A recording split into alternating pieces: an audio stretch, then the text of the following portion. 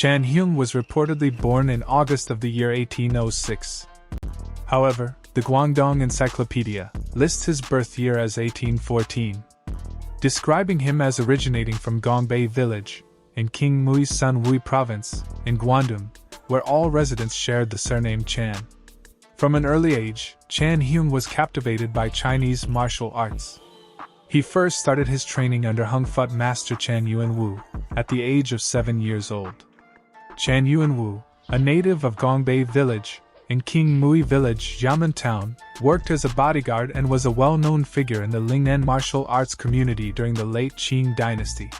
The precise location where Chan Yuanwu practiced martial arts remains uncertain, with some accounts suggesting Qing Yuan, and others pointing to the Guanxiao Temple, in Guangzhou. Eventually, Chan Yuanwu returned to his village and founded a training space at the Yuan Fu Chan Gong Temple, where he instructed apprentices during his free time. He became famous for his exceptional boxing techniques and taught thousands of disciples.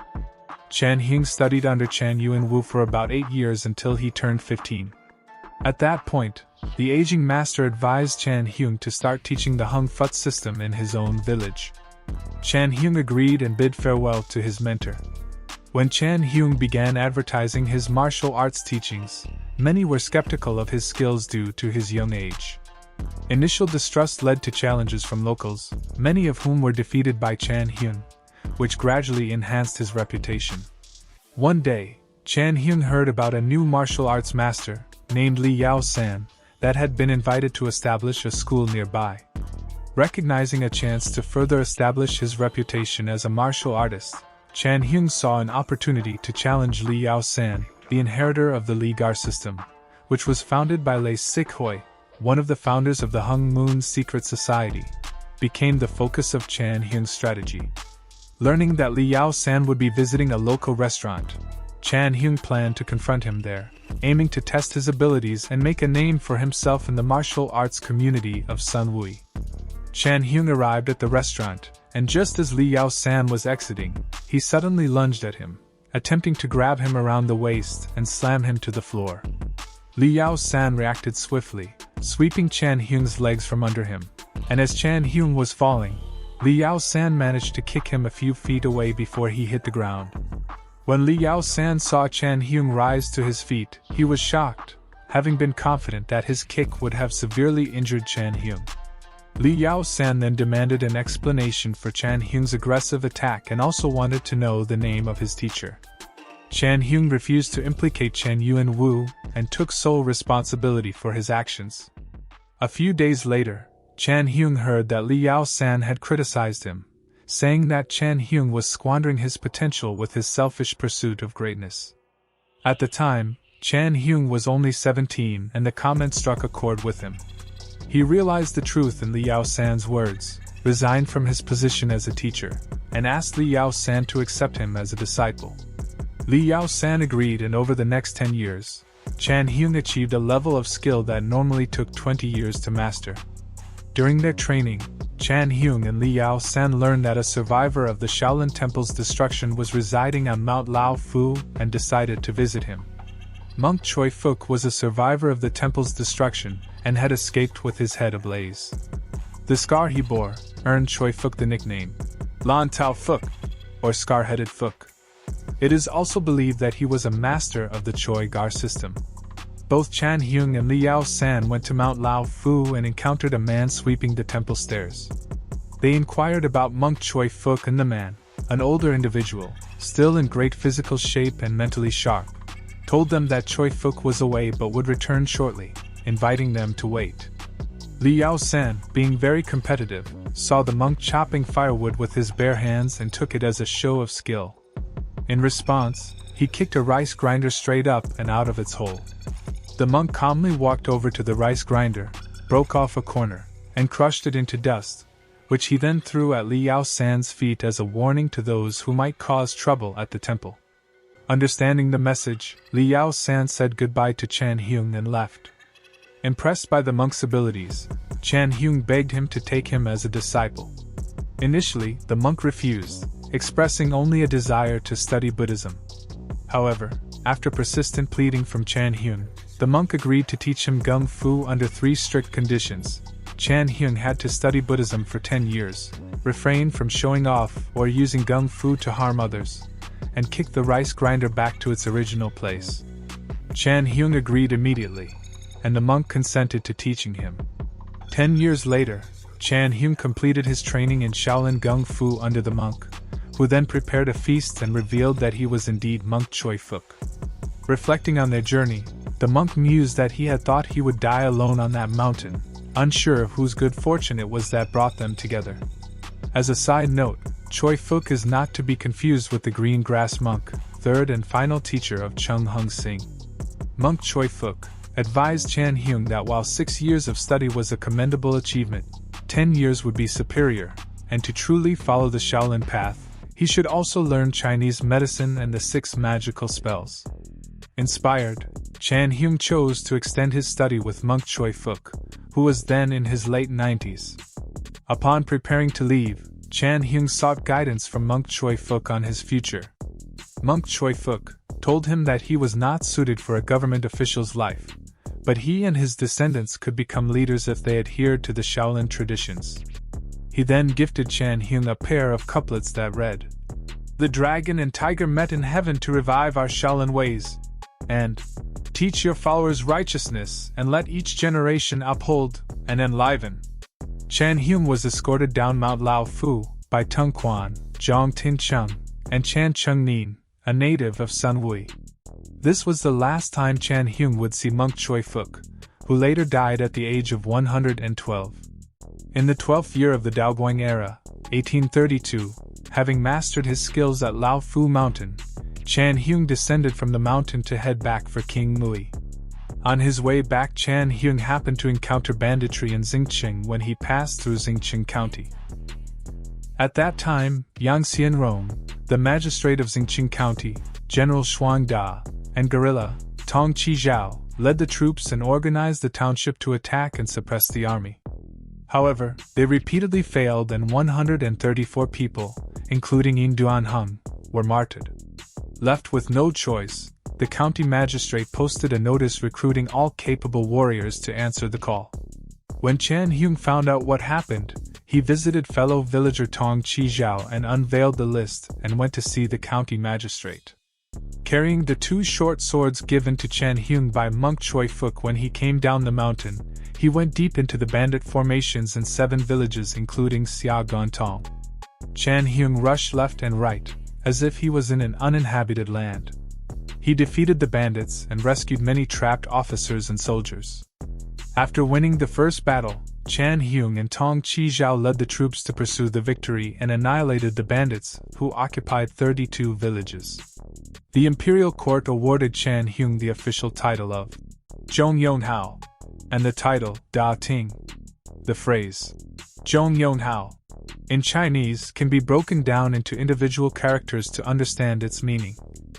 Zhong means loyal, or devoted. It is often used to describe fidelity or loyalty, especially in the context of loyalty to one's country, leader, or principles. Yong means brave, or courageous. It refers to having bravery or courage, often in the face of danger or adversity. Hao historically refers to a rank or title in the nobility, specifically a marquis. It is used in ancient and imperial Chinese contexts to denote a noble rank. For Chan Hyung's contributions in suppressing bandits in Xingqing County, the imperial court honored him with the title Marquis of Loyalty and Courage, and the honorary title Da Ting. Da Ting was bestowed upon someone as a title. It likely carries a more symbolic or honorific meaning rather than a literal one. Here's a possible interpretation given this context. Da. This character implies achievement, reach, or broad-mindedness. Bestowing a title containing this character might emphasize the recipient's accomplishments, or their enlightened, inclusive approach to matters. Ting. As mentioned, this character refers to a pavilion, often found in a garden or as a resting place along a path. It symbolically represents a place of peace, contemplation, or gathering. From a young age, Chan Hyung was deeply influenced by the ideology of opposing the Qing Dynasty and restoring the Ming. He aspired only to rid the people of harm, bearing in mind Choy Phuk's final advice that it was not suitable for him to serve as an official. As a result, Chan Hyung made numerous attempts to resign from his government post. Eventually returning to Wuchang, he established the Eternal Victory Tong Pharmacy, provided medical help to those in need, and dedicated himself to the rigorous study of martial arts. Over 2 years, he refined and synthesized the knowledge he had accumulated, blending various techniques from palm strikes, kicks, and boxing to form an innovative martial arts system in 1836, during the 16th year of the Dao Guang era. This system uniquely integrated elements of both hardness and softness, as well as offensive and defensive maneuvers. In gratitude to his 3 mentors, he adopted the name Choy Li Fut. With his distinct skills, local elders invited him to establish the Hongxing martial arts gym within the Yuan Fu Chan Gong Temple in King Mui, where he taught martial arts. Due to his remarkable abilities, he gained international fame, attracting martial arts enthusiasts from across Guangdong and Guangxi to join his school. Consequently, King Mui village became the cradle of the Choy Li Fut boxing school. Chan Hyung initially had a group of 18 students, all sharing the Chan surname except for one outsider. These included Long Ji Choi, possibly Zhang Yim, Chan Din Yao, Chan Din Fun, Chan Din Bong, Chan Din Wai, Chan Dai Yup, Chan Mao Zhang, Chan Din Sing, Chan Din Zhen, Chan Din Duck, Chan Sun Dong, Chan Dai Wai, Chan Yin Yu, Chan Xian Hing, Chan Ding Sing, Chan Dai Sing, Chan Mei Wing, and Chan Din Gum.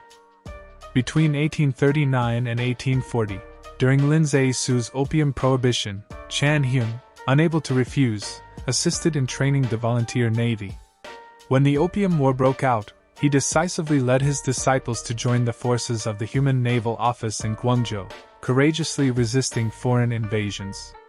After the Qing government capitulated and Lin Zexu was demoted, Hong Kong was ceded.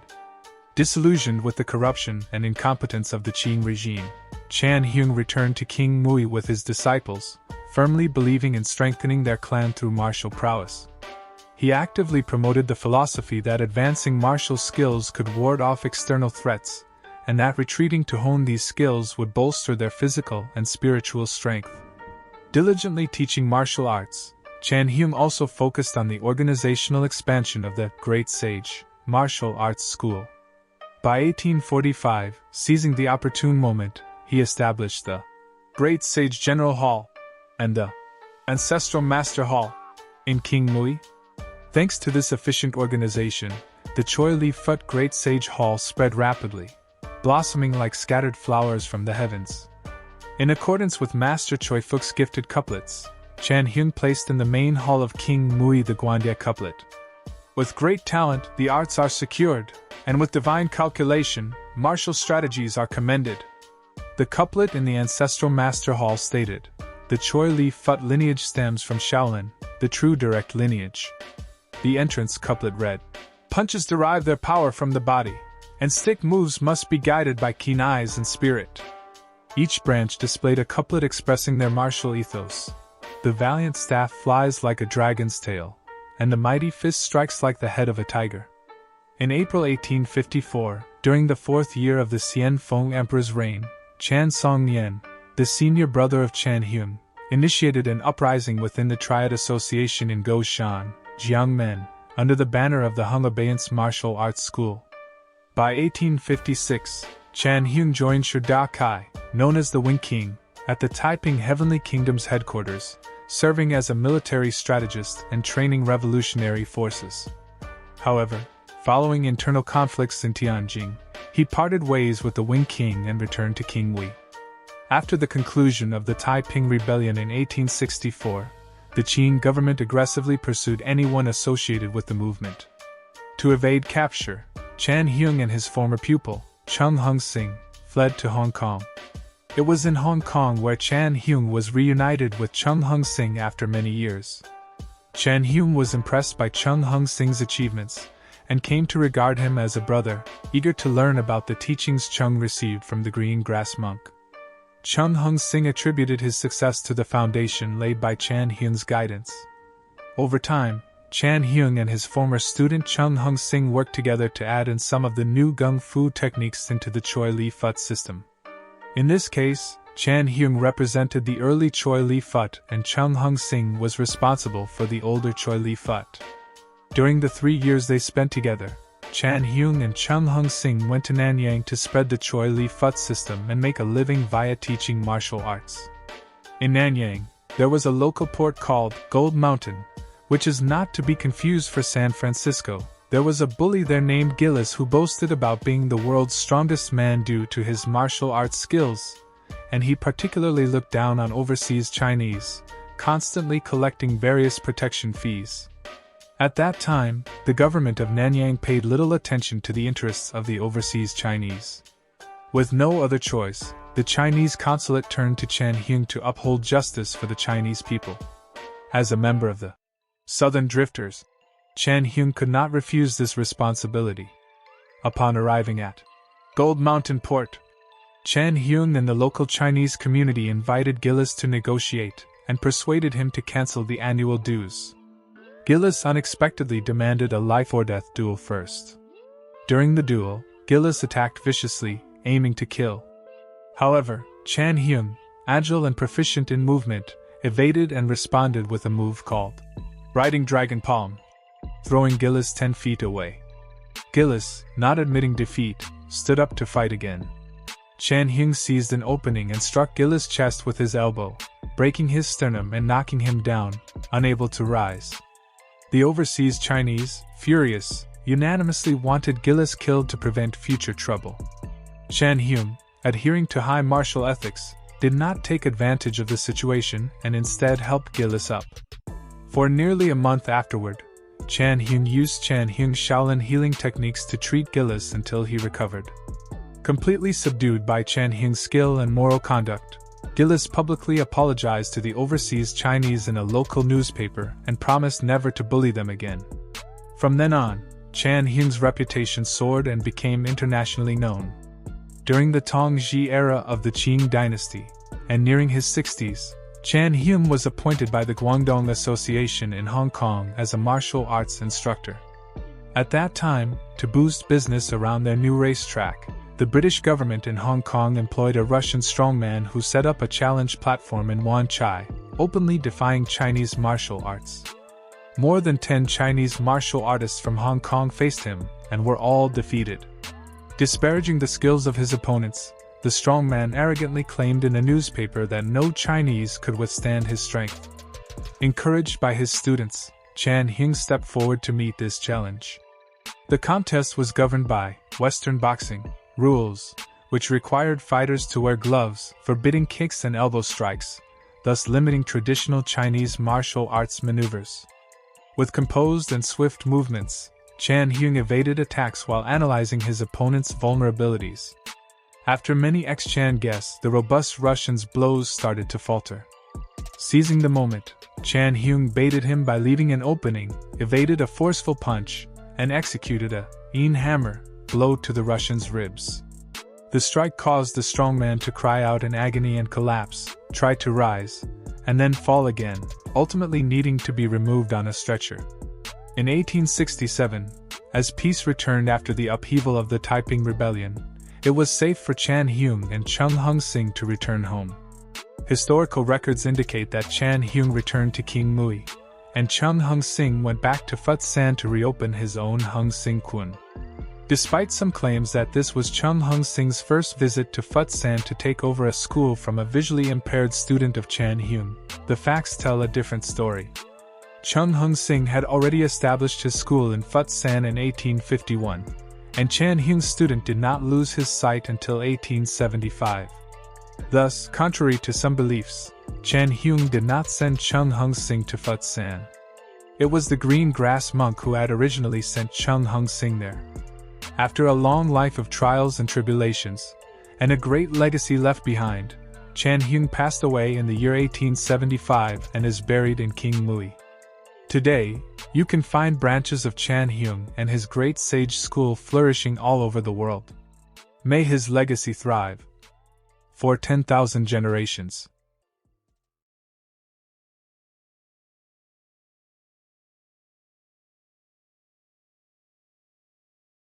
The Buddha Mountain Hung Victory School, later renamed the Buddha Mountain Great Victory School, was established in 1851 by Cheng Yim, also known as Cheng Hung-sing, a notable figure in the history of southern Chinese martial arts. Born in 1824 in Sunwui, southern China, Cheng Yim faced a challenging upbringing. He was orphaned at a young age, and later abandoned by his uncle. Despite these hardships, he developed a passion for martial arts, leading him to study various styles, including the Li Gar Kung Fu system, and the newly formed Choy Li Fut system under Chan Hyum.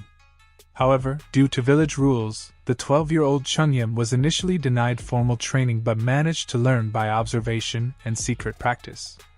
After being expelled from Chan Hyung's village for an unfortunate situation, Cheng Yim was advised to seek training from the infamous Shaolin monk named Qing Cho, not to be confused for monk Choy Fuk. Monk Qing Cho was a fugitive and a co-founder of a secret society, who taught the then 17-year-old Cheng Yim the Fut Gar Kung Fu system and Chinese medicine while nurturing his revolutionary spirit. Cheng Yim mastered the Nei Wai Ba Gua Kuren, a comprehensive hand form, which he later simplified for teaching purposes.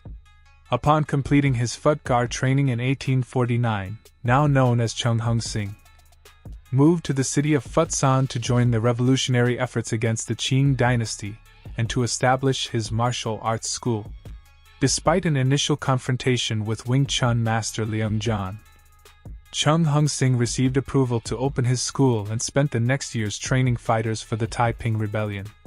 The Hung Victory Kun, pronounced as Hung-sing Kun, was known for its focus on highly effective and practical hand-to-hand combat and weaponry. Cheng Hung-sing and his students played a significant role in the martial arts community of Futsan and contributed to the rich legacy of southern Chinese martial arts. Cheng Hung-sing's deep connection to the Chinese secret society, Hung-mun, is evident in various aspects of his life and the Hung-sing Choy Li Fut martial art he developed. He adopted the name, Hung-sing, to embody the Hung-mun's goal of overthrowing the Qing Dynasty. His martial art was tailored for Hung-mun members, incorporating secret signals within its techniques.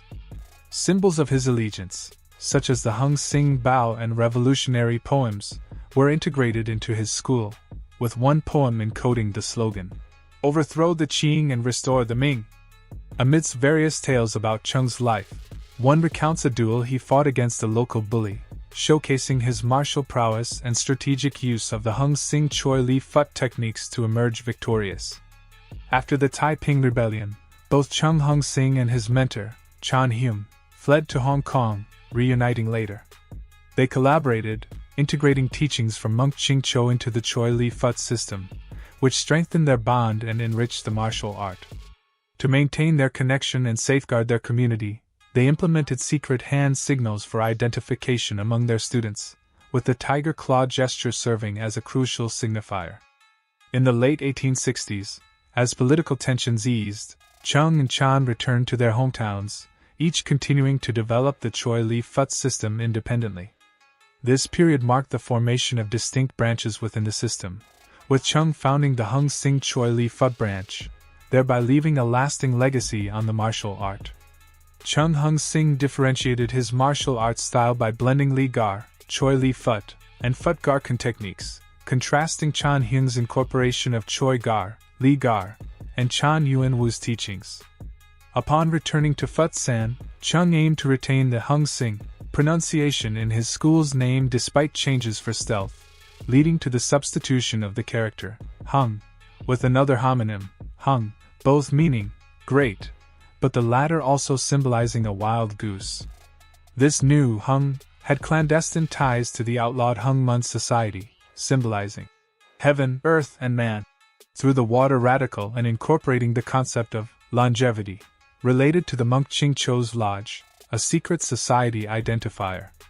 Cheng took over Chan Dinfun's school in 1875 and later, in 1883, successfully recruited the young fighter Chan Sing, convincing him through a demonstration of his martial prowess. Chan Sing, initially skeptical due to Cheng's age, was impressed by Cheng's skill and joined the Fut San Hung-sing Kun, training under Cheng for 10 years and eventually becoming his most trusted disciple and successor. Chung's legacy includes maintaining an unbeaten record until his last fight, contributing significantly to martial arts, and his influence on Choy Li Fut's development. Despite personal losses, including his son's early deaths, Chung's methodology and school have achieved global recognition, cementing his status as one of southern China's most esteemed martial artists.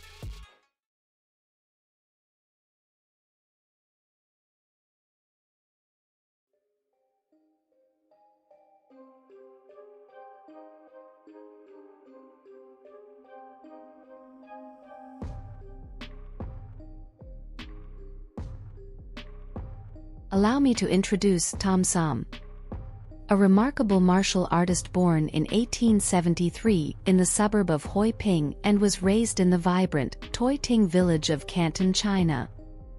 His given name of Sam symbolized his status as the third son in his family, belied his nature as a spirited fighter, possessing both unwavering determination and keen intelligence. Tam Sam's journey into the world of martial arts originally commenced under the Hung Gar style under Yuan Dai in Kong Moon. However, it was a chance encounter with a friend who practiced Gung Fu at a Hung Sing Kwun under the mentorship of Master Louis Chun that would alter the course of his life. Driven by curiosity, Tam Sam found himself irresistibly drawn to the Hung Sing Choy Li Fut style, hearing praises of its effectiveness.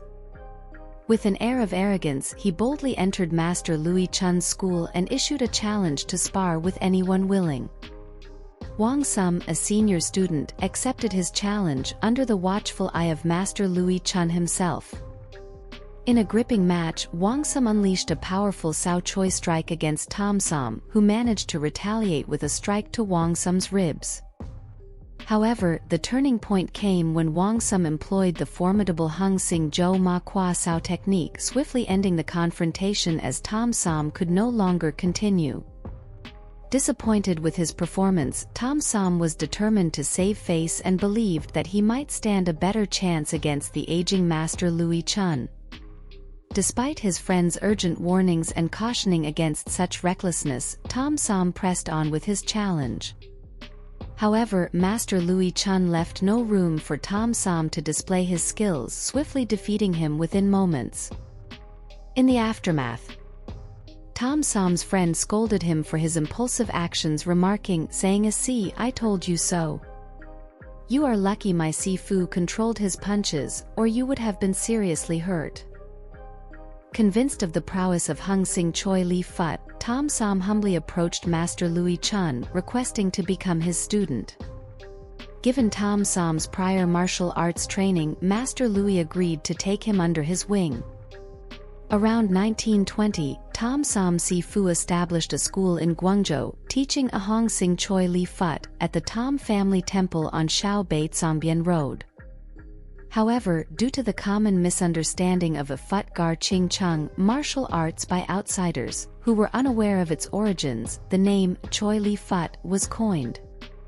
Observers noted that this martial art combined elements of a Choy family fist, Li family leg, and Buddhist palm, leading to the Choy Li Fut moniker.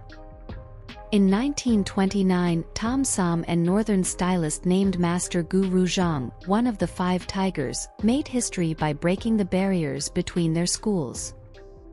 Master Gu was teaching at the Guangzhou National Martial Arts Hall on Wendalu at the time. They respected each other and allowed their students to learn from each other, with Tam Sam's disciples acquiring knowledge of Master Gu's Shaolin techniques. In the strict world of Chinese martial arts at the time, this mutual teaching approach was unprecedented and became a legendary tale. Tam Sam's reputation grew immensely, attracting numerous talented disciples, and his martial art lineage spread far and wide, making a significant impact worldwide. Notable disciples of Tam Sam, in no particular order, included Tan Fei Pang, Wang Qi, Kong An, Chui Zheng, Ma Yan, Luan Qi, Zhou Qing, Li Jin, Lei Chao, Lao Kum Dong, Long Ji Cheng, Chen Yanhua, Lai Gan Qing, Nip Chi Fei, Jing Kai, Deng Shi, and others. In just a few short years, Tom Sam not only excelled in the art of Sing Fut Gar, but also earned the esteemed position of assistant instructor, guiding and teaching younger students, who affectionately referred to him as third uncle. Tom Sam's indomitable spirit extended beyond the martial arts realm. He refused to be bullied by anyone, regardless of their social status. One day, Tom Sam had an altercation with his kung fu uncle, named Nan Yu Ting, and several family members led to the infamous Kun Da Sam Nan incident, where Tom Sam emerged victorious against all three. However, Choy Li Fut's code prohibited fighting among fellow practitioners and even more so harming an elder. Consequently, Master Louis Chun, though aware of the incident, found himself with no choice but to ask Tom Sam to leave. At this juncture, Tom Sam had not yet completed his training under Master Louis, but he continued to refine his skills under the tutelage of his dedicated friend, Wang To. To Tom Sam, improvement came through challenging others and learning from these experiences. These encounters often escalated into intense, even bloody battles, and Tom Sam soon became renowned as a formidable fighter. However, he grew concerned that his growing reputation might overshadow that of Master Louis Chun and the Hung Sing Kun, prompting him to relocate his school to a temple known as Shu Buk Dai Mu, renaming it the Shu Buk Hung Sing Kun. Over time, students like Chao Hing and Lai Gum persuaded him to shorten the school's name to Buk Sing Choy Li Fut, creating the third branch of the Choy Li Fut system. With his prowess in combat, Tom Sam embarked on the journey of crafting new techniques and redefining old ones, emphasizing the philosophy that extra effort yields extra power. He frequently invited fellow Kung Fu practitioners and respected elders for in-depth explorations of Choy Li Fut's techniques. Tom Sam's hallmark technique became the Bilin Wan Chop Choy, a series of continuous cyclic panther punches. In alignment with the Fut Sain Hung Sing Kun's tradition, Tom Sam commissioned his own pair of double couplets. They read, "Turn around like a tiger raising its head and punch like a dragon raising its claws. A hands are like the wind blowing out the candle and the footwork is like walking on clouds." Amid the backdrop of the government inviting Northern styles to teach Kung Fu in the South, a competition between Southern and Northern styles was set to take place in Canton. Ku Yizheng, a renowned Northern stylist celebrated for his iron body techniques, led the Northern team, while Tom Sam assumed the role of the coach for the Southern team. Tom Sam's reputation had grown so widespread that even Ku Yizheng recognized him as a fellow hero and expressed a desire to train with him. However, Tom Sam had a different intention. He wished to engage in combat with Ku Yizheng. Instead of fighting, an arrangement was made for both to exchange groups of students for cross-training purposes. Deeply committed to Hung Sing, Tom Sam harbored no interest in learning Northern styles for himself. He was happy with what he knew already. Tom Sam held a particular fondness for techniques such as Kwaso Chop, backhand, sweeping fist, and stabbing punch, which he used to triumph over numerous challengers. His preference leaned toward the broader horse stance and the longer-reaching punches characteristic of the Hung Sing Kun. During the tumultuous era of World War II and the Japanese invasion, Tom Sam was elected to lead the Dai Do or Big Sword training camp. Additionally, aside from Kung Fu, Tom Sam used to assist others by writing legal documents for court cases, showcasing his extraordinary capabilities. He was deeply respected and trusted in the martial arts world. In all of his bouts, Tom Sam remained undefeated and earned the well-known titles of Tu Guang Martial Arts King and Divine Hands Tan San, establishing his reputation throughout southern China. Simultaneously, he served as a member of the Canton National Board of Martial Arts, while also embracing the roles of a husband and a father. Tragically, in 1942, Tom Sam passed away at the age of 69, leaving behind a legacy that continues to inspire martial artists to this day.